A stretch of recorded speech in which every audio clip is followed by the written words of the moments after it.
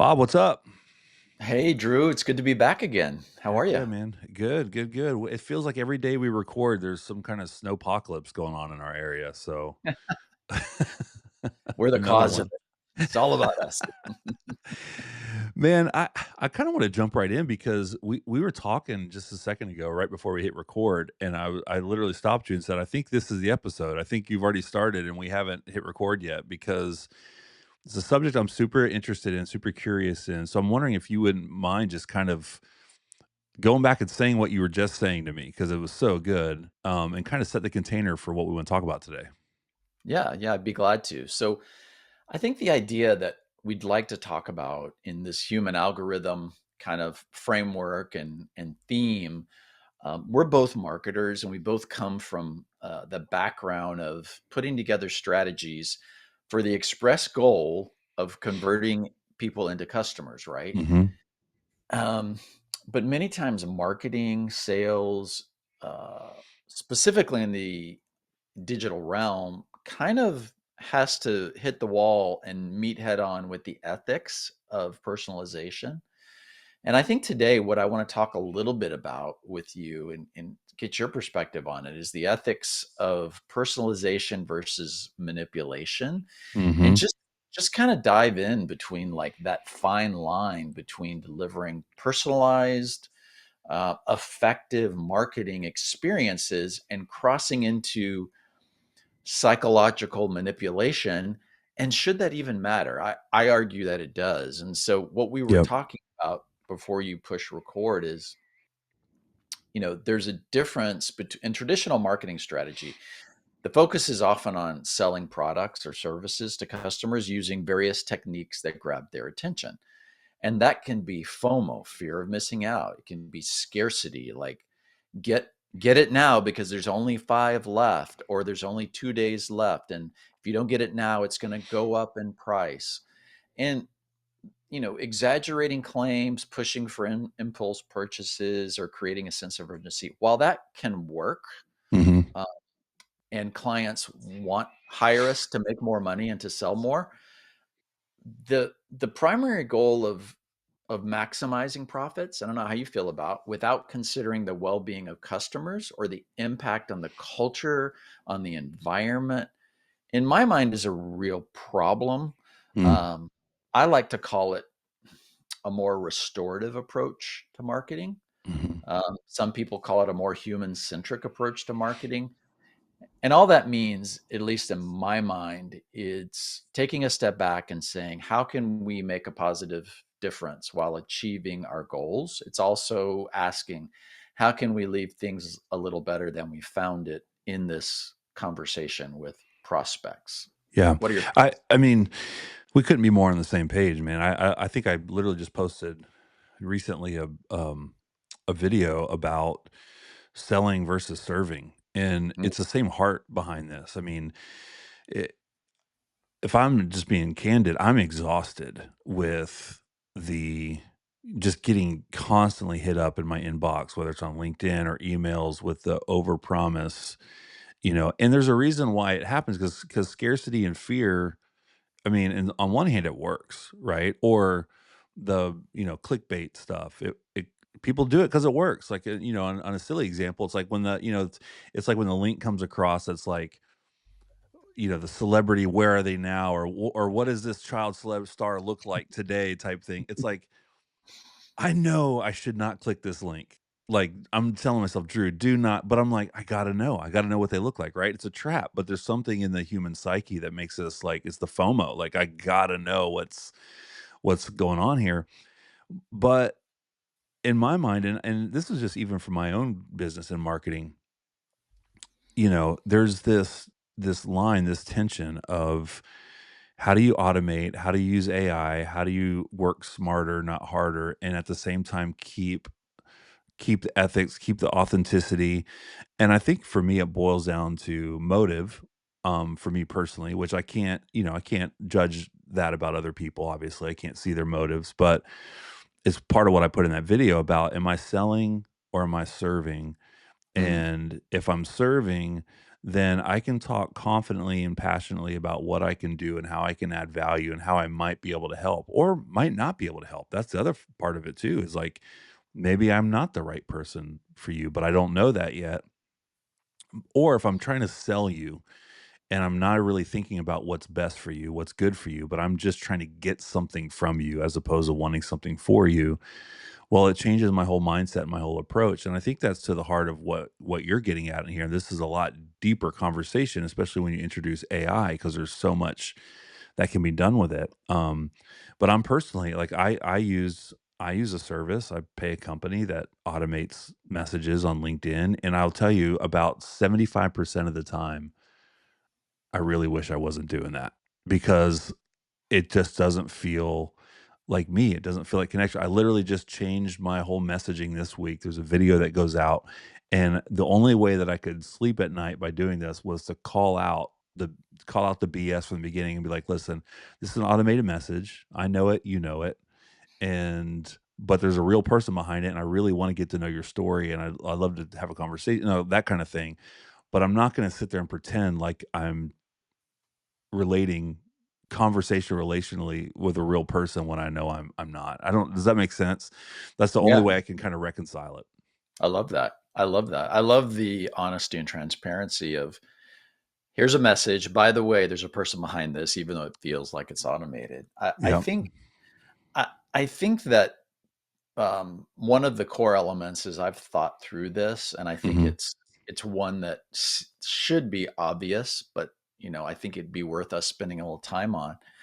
Um, that at the heart of this type of approach is empathy. I think empathy and understanding should be at the very heart of every communication, but Mhm. especially when it comes to marketing and sales, it's putting yourself in your customer's shoes and truly understanding, their feelings, their concerns, their needs, their desires. Um, and I think anybody would go, duh, of course you have to understand your customer's needs, but understanding their needs for the goal of manipulating them Mhm.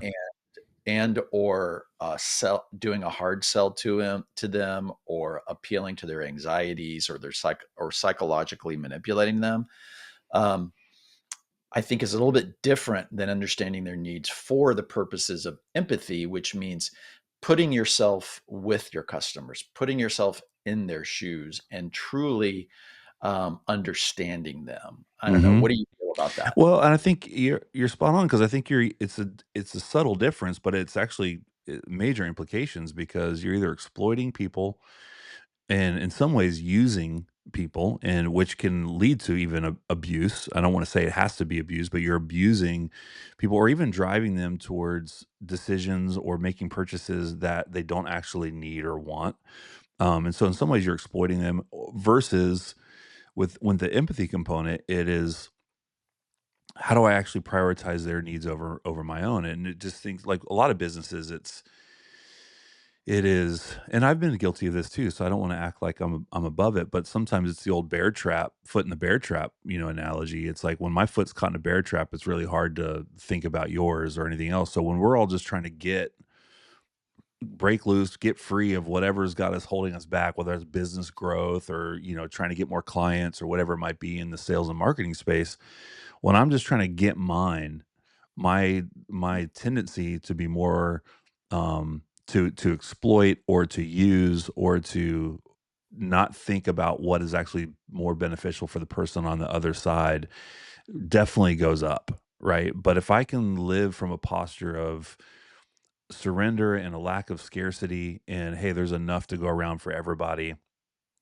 You've been a great actually, as I'm thinking about it, you've been a great friend when it comes to that. Like, um, inviting me in on projects and, all those things and vice versa. Like we like to work together and I never feel from you like, hey, we're in the same space and we should be competing. It's like, no, absolutely not. As a matter of fact, we were at a networking thing just this last week and you gave your pitch and I was sitting there next to you like, my gosh, that was awesome.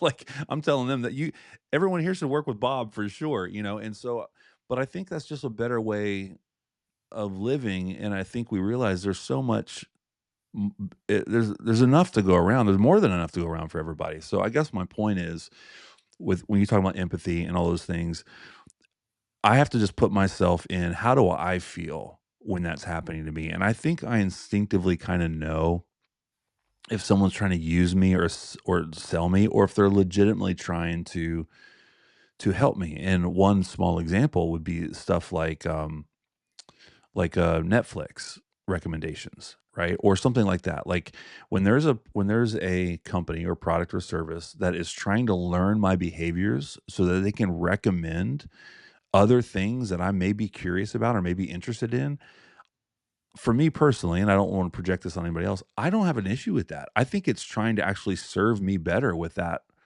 product or service, and it's constantly learning.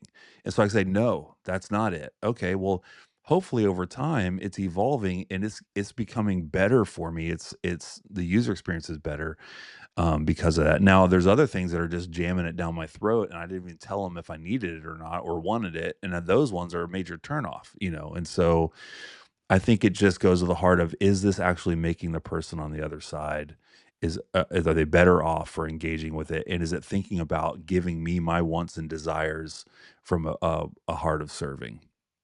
Yeah, I would agree. There was a famous quote. I love to go back and study and research old Mad Men era ad executives. And David Ogilvy, who's arguably one of the most famous Mad Men, who the show Mad Men was modeled after to some degree. Back in the 50s and 60s, his agency that he started is still going today, still a huge agency. But anyway, back in 1955, David Ogilvy said this. He said, "The customer is not a moron; she's your wife." And he was Wow. getting at the heart of what what we were talking about here, right? It's the typical practices of the early 50s. If you go back and look at some of those old ads, specifically when they're targeted toward women, um, they're very degrading. They're very manipulative. They're very stereotypical. Hmm. But he believed that advertising should be delivered in softer and more sympathetic tones, treating the customer more intelligently, capable of seeing through hype. And I always go back to that because it's such an old famous quote. But you know, when we treat people and we try to manipulate them, we don't treat them as equals. And Mm-mm. like he says, the customer's not a moron; she's your wife. And to take that a step further, one of the ways that's real practical that I try to use when I'm working with a client, or I hear marketing directed at me, or I think about how I can put together marketing strategies for clients, I always try to take a step back and go, would I say this and use these same tactics and use this pitch to someone that I cared about, who or I love, who's Hmm. sitting across the table from me? In other words, would I say this to you, Drew? Would I say it to my wife? Would I say it to my son? Um, and if you really think about it, it's borderline kind of psychotic, right? Imagine saying to your son or your wife or a really close friend, "Hey, Drew, I've got a half an hour, and if you don't get everything in that you want to say to me in that half hour, you're not going to be able to actually see me again for another month. So I Hmm. encourage you to really get on it and give me exactly what I'm asking for." Or you say to your loved one, like, "Hey, I'm not gonna be present for you unless you give me this in exchange." Right. And I understand, look, business, capitalism, customers, that's a different thing. But I would argue, if once you do that and you're like, "Whoa, I wouldn't do this to someone I care about." Well, then why would you do it to someone Right. that you're saying that you care about, to Right. another human being on the other end of the screen? Just like Ogilvy said here, the customer's Hmm. not a moron, she's your wife. And if Yeah. you treat every customer like someone that you truly care about, hashtag empathy, Hmm. uh, then I think we would have a little bit different, you know, I guess Yeah. you would say, posture. Yeah, I think that's great. I didn't heard that before, but I think that's a great filter to process, decisions and marketing work through. And I've got something that I'd love to ask you that I'm genuinely curious about because with all this, like with AI, and AI can, there's a lot of behavioral nudging. There's a lot of AI just able to really even detect moods and feelings and different things. I'm curious for you, where is that line between it's too intrusive versus it's helpful versus, because I think that's where, like, where we've been talking so far philosophically is a little more black and white. We're talking motive, but then now there's some nuance areas here where it's like the customer may being nudged in certain directions, and it knows in some ways, sometimes AI knows more about me than I realize it knows about me. And so now it's nudging me in some directions. Is that ethical? Is that intrusive? Um, I'm curious, and maybe there's not a clear answer on this yet, but I'm just curious your personal thoughts on that. I think it's a great question. I think we're all navigating kind of a little bit of a new world that we're in. For those of us who've been in digital marketing for quite a while, we we have been able to, and we understand the power of the data and the behavioral data that we have access to. So it's nothing new. I think it goes back to the original piece of this conversation: is what are you using that data for and to do what? If I if I genuinely am empathetic and I'm using this information, whether it comes from AI or whatever else, to build a long-term relationship, to be sensitive to your needs and wants and desires, to have open and honest communication, and to listen as much as I talk, right? Then I'm prioritizing your well-being, and I'm this is good branding. I'm having a slow, long, um, I would say, human centric conversation with someone, and not manipulating them, not using scarcity mindset and models, not using FOMO, not using countdown clocks, but actually saying, I understand what your real desires and wants are. I always say that great marketing is like building a very clean, clear mirror that someone can see themselves in. Mhm. And when you that person sees themselves in that mirror clearly using your product or service, then you've won a customer and you've won over potentially a loyal customer of your Mhm. brand if you deliver a great product. And so I think that's the long way to answer your question: is if I'm using all this data and all this AI enhanced personalization to build a clean mirror where they see themselves wearing my fashion or using my Mhm. product, then I think I've done things right.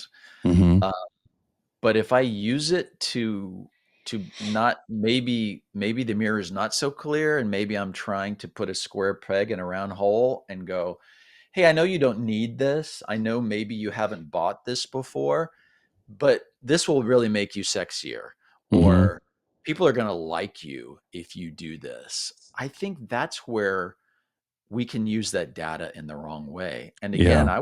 I would go back to the test and go, all right, I'm using AI. I've got all this personalized information and data, and here's my marketing message. Here I'm going to use it. Would Mhm. this go over well if I said this to my wife in our Mhm. relationship? And if Mhm. the answer is no, then I would like readjust that. But guess what? If I know what she likes, what she doesn't like, what makes her happy, what brings her joy, where has gone in the past to purchase certain things, and I use it to say, "Hey, I'm gonna put together a really special anniversary trip for her based on everything that I know, and it's going to be customized for her." That could be a beautiful thing, right? It Yeah. shows that you care. It shows that you love this person. It shows that you're taking the time. So it's subtle differences, but I think it's a mind shift that we really need to have if we want to build long-term engagement, customer loyalty, quality branding. And they're great brands that do this, you Mhm. know.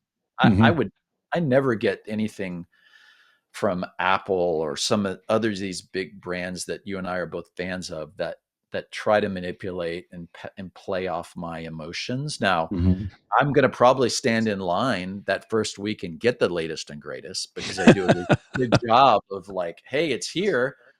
But I don't ever get or ever hear like, hey, you got a special deal, but you've only got the next 5 hours to buy Right. it. So quick Right. discussion. No, those brands, as you mentioned that, they do a good job of creating some buzz, but it's around what, what I think is cool, and there's aspirational stuff. It's definitely how it makes me feel when I'm, wearing Nikes or having the iPhone or whatever, even though the Nikes make my, plantar fasciitis flare up, but I still wear them. And, it's like, I'll have someone who has an Android and will show me features that my iPhone doesn't have, and I'll just be like, "Yeah, get that out of here." It doesn't, I'm an iPhone guy or whatever. But I'm wondering, one thing that came up for me while you were talking is I wonder if over time there's not going to be a bit of a personalization fatigue. Like if we're Yeah. going to get a little tired of like, okay, I don't know if like trust is going to start going down. Because if over time, if there's like even someone in your relationship with someone and they're always like selling you or manipulating you or whatever, over time you're gonna be like, you know what? I'm just gonna disengage. I'm not gonna do business with you. I'm not gonna be in a relationship with you because I just don't trust anything you're telling me anymore. And so it may actually go back around towards like what some of these great companies are doing, which is solving a need, solving a problem that I have or a want, and talking about it in a creative way that makes me want to go stand in line to get it. Um, and I'm just curious if over time with all this personalization, if it doesn't backfire a little bit, and you know, I just think for me, when I'm working with a client or company, and I know you well enough to know you're the same way.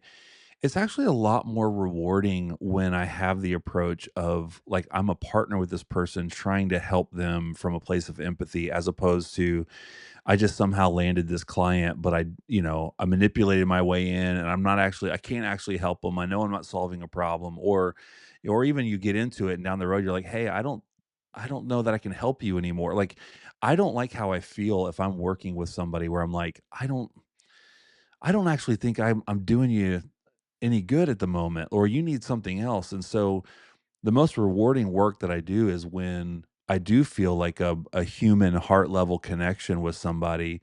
And yeah, we're using AI to build and all those different things, but the core of it is the empathy and the connection and all those things. And I'm curious for you, like, do you think it's appropriate for these companies that you mentioned? Like, can we talk about transparency just for a second? Like, do you think companies that are using AI and some of these methods and tools, should they disclose that that's what it is? Or like, what are your thoughts around you know, just transparency? Well, I think honest and open communication is always the best. Uh-huh. So, on one side of the coin, I would say yes, then that's always helpful, specifically about around how your data is being used. I Yeah. do a lot of AI advising and consulting, and it's always better to be very clear on how you use a customer's data. You know, part of it's by law that you have to have those policies in place that are accessible. Most people don't read the fine print. So you just say up front, this is how we're going to use it. Mhm. But the other side of the coin, I think, any any new technology, and this is the cycle of humans, is waiting to be feared, then adopted, and then forgotten, right? So Mm.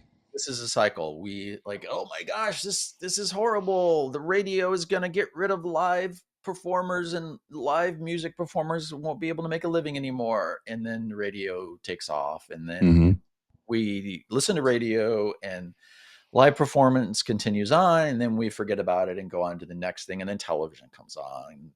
And I think with AI, we're experiencing a little bit of that. Okay, early on, fear, fear, fear, fear. But what we don't realize is we're going to adopt it, and then we're going to forget about it and go on to the next thing. Mhm.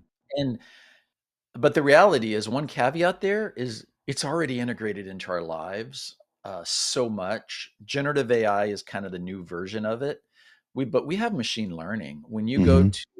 When you go to Amazon, if we were to swap phones for the day, I know we've talked about this, your experience of your Amazon and everything else on your iPhone is very different than mine. And if we were to swap phones for the day, you'd go, wait a second. This isn't how I see the world through my Amazon. This isn't how I see the world through my Facebook or my Instagram. It would feel like I just jumped into another alternative universe. It's because they've been customizing my reality and my interest. They know what I bought on Amazon for the last 5 years plus. Right. They're seeding it my feed with those products that I may want. So I think there's a good thing about that. I don't Yeah. know that I'm fatigued over it if it's done No. well and accurately, and that mirror is clean for me to see myself. Where I'm Yep. fatigued is if it's not done well. If you're trying to force me down an algorithm, which unfortunately a lot of people get sucked into it, um, right or wrong, I think YouTube has a kind of a way of doing this. Mhm. Mhm. It keeps feeding me more of what I watch, Right. and even if that is bad for me, so it's not really considering what's best for me and going, hey, 15-year-old girl, you've just been watching 4 hours of videos about how to lose weight. Maybe I need to give you something else to balance that out. Like, Right. that would be the right approach, right? Right. That would Right. be how to do it. But instead, I think we get fatigued when the algorithm just starts to feed off of our Yeah. interest in what it knows about us. Well, it's interesting you brought that up because I was looking at just a couple, like, kind of case studies around this, and one of them that came up that a lot of people were saying was pretty blatantly unethical was when there's, like, hyper targeting that like, manipulate, especially in the political arena. So it's like, um, it was Cambridge Analytica. Analytica. Mhm. Yeah. Mhm. And so where they'll use hyper targeting and try to manipulate political opinions that way. And again, I don't know much about it. I'm just saying, just as a case study. But similar to that, I mean, on a much smaller scale, I've got daughters, 11-year-old in the house on, YouTube and YouTube shorts and all those things. And we try to monitor it and all that kind of thing. But I would love for it to feed her things in the algorithm that would actually boost her self-confidence and say, hey, instead of me monitoring it, hey, time to take a break, you've been on for too long, like those things that are actually helping her mental health and well-being. um and so that was a blatantly unethical. The questionable example was just the social media algorithms that exploit emotional responses to keep you engaged longer and all those kind of things. And then it had an ethical example, which I think is similar to what you brought up, which is they brought up Duolingos, where they'll just put gentle reminders and encouragements to keep learning and that kind of thing. Or there's some, like Noom is one for weight loss that is like based on the stuff you've entered in. It's going to help coach you through and get you great results. I like your Amazon example. That doesn't fatigue me when Amazon's actually learning my behaviors, or Netflix I mentioned earlier. That doesn't fatigue me. That's actually very helpful for me. So I think it's just kind of, looking through that filter. And Where it yeah, would fatigue, here's an example. Amazon does it pretty well. Netflix does it pretty well. But here's where they could go off the deep end. What if Amazon goes, hey, I know Bob's price range of products, and here's the most expensive one thing that he's bought on Amazon. Here's the least expensive. Let's start pushing his upper limit up by keep showing him products that are in this price range. You see where I'm going with that? Like, yeah, that yeah, would be manipulative. It's not like, yeah. hey, you bought a pair of Adidas socks in black, and probably a year from now you might want another pair because they're going to wear out. And Hmm. yeah, they were $9.99, but what would be manipulative is, hey, at one point you spent $100 on this product, maybe we can get them to 129. Let's show them a bunch of Hmm. 129 Hmm. products. That's where that lack of empathy and respect and honor. And I would go so far as to say, like, is it loving? Is it kind? Right. Uh, And I can hear my friends and colleagues and people I've known, going, "Come on, Bob. Come on. You're there to make as much money Yeah. as you can for your clients, and that's not the way to do it." I would argue that it leads my way, our way, which Mhm. is a higher way, leads to better customer relationships. I think it leads to ultimately higher engagement, and ultimately a That's more right. successful business and brand loyalty. That's Now, right. the other way might be quicker in the short run, and if that's the way you want to go is like quick short wins. I always believe the long-term relationships are really what's Mhm. going to it's going to win in the end. And if you look at multi-billion dollar companies right now, that's how most of them built their Yeah. customer bases. It drives me crazy is the one where your travel prices go up if you don't book. Like it knows like, you've looked here before. So now the latest that I've heard was make sure you don't, you're looking on a private browser because if it knows you're looking and then you go back to it, it's gonna raise the prices on you, as you go type of thing because they know you're, and I'm like that. I don't like that. I don't know if that's unethical or not, but I can tell you I don't appreciate that. I don't appreciate that Yeah. as much. Give me kind of like as we're gonna wrap this. Yeah. I'm curious, what's the call to action today? Like, what is the takeaway? How do we kind of apply this conversation to our daily lives? Because I love it. I think it's a great conversation. I'm Yeah. super interested in it, but I'm curious, just as I, marketers, as business leaders, what do we do with it? Okay. I'll break it down like this is there's three elements of I call it a restorative approach to marketing versus a manipulative approach, or an exploitive approach. So a restorative approach, the first one is empathy and understanding. So putting yourself in your customer's shoes and truly understanding their needs. So that would be crafting marketing messages that resonate with them on a deeper level and foster stronger connections. So use that data for empathy and understanding. Second thing is open and honest communication. Being transparent about your company's intentions, goals, and values, like you were talking about. Hey, I'm Drew Powell. I'm a fractional CMO, and I'm going to put some content in front of you every day, and it's automated, but there's a human behind this. And if you like something you hear or see, reach out to me because I will respond to you. Mhm. So, fostering a culture of honesty and trust by open and honest communication, and that's how you build long lasting relationships. And the third thing is active listening. It's a crucial component because it means not only hearing what your customers are saying, but also taking the time to understand and address their concerns. So, actively engaging with your audience, not just talking at them, but talking with them, talking to them, and listening. Great marketing is 75% listening as much as it is communication Mm. in speaking to customer. So, listening so you can identify potential problems and opportunities for improvement. And I think the benefits here, if the takeaways in my career, is this approach increases customer loyalty, it enhances brand reputation, and you're going to ultimately get higher engagement because the way to stop the scroll, there's lots of ways to stop the scroll. Lots of them are questionable, but I think people will engage with something that they feel is authentic, different, human, and just authentic. Mhm. So there's some brands that done that. We've mentioned Apple, Nike, Patagonia is one. Go study their marketing. Mm. It focuses, they're very transparent about their supply chain and their sustainable practices. They even encourage customers to repair and reuse their products instead of buying new ones. That's a great example. So Wow. Patagonia, That's cool. Warby Parker, it's another one. They've disrupted that industry, but they're very socially responsible. For every pair of glasses sold, they donate a pair to someone in need. So their marketing highlights their commitment to making eyewear accessible and affordable, while also focusing on the stories of the people they help. I think it's another great thing.